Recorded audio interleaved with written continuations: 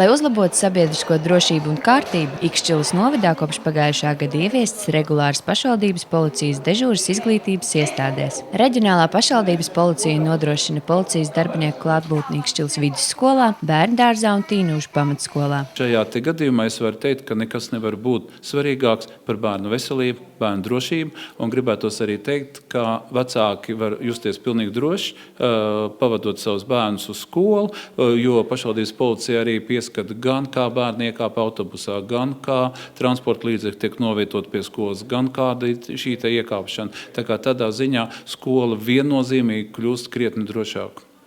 Tīnūžu pamatskolā šobrīd mācās 129 skolēni. Teritorija apkārt skolai plaša un nav atsevišķi nodalīta. Tāpēc policijas darbinieka dežūras notiek gan iekštelpās, gan izglītības iestādes apkārtējā teritorijā. Pašvaldības policija nodrošina gan dežūras, gan arī lekcijas, kurās stāsta par dažādiem jautājumiem, kas skar bērnu drošību.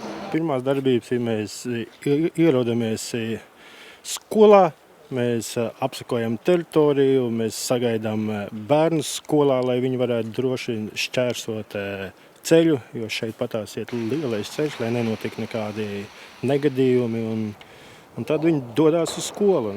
Un skolā mēs arī nodrošinām sabiedrisko kārtību, lai svešas personas neienāktu iekšā, lai nenotiktu kaut kādas nestandarta situācijas, kā arī mēs sadarbojamies ar sociālo pedagogu, kurš šeit tad mums lūdz palīdzību, lai mēs varbūt kādu bērnu vajag nomierināt, kurš ir pārāk aktīvs.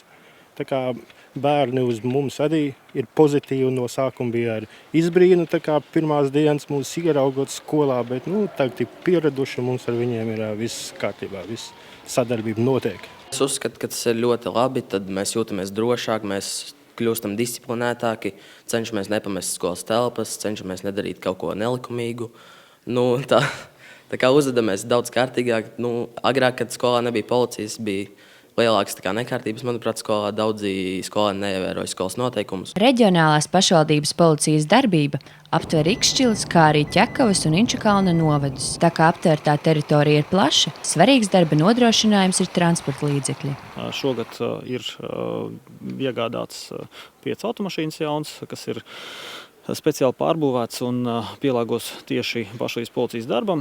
Tad visam tam, kas ir nepieciešams tieši mūsu funkciju izpildēji, tad ir gan telpa aizturēto pārvadāšanai, ir gan iespēja arī reibuma aizsošs cilvēks tad nogādāt un vispārējais, lai darbinieki kvalitatīvi un operatīvi varētu veikt šo darbu. Pašvaldības policijas šī gada plānos ietilpst arī pastiprināta drošība un kārtība uz ūdens, kā ietveros tiek plānots iegādāties motorlaivu. Zana Zemniece, Didis Pučs, TV Spektrs.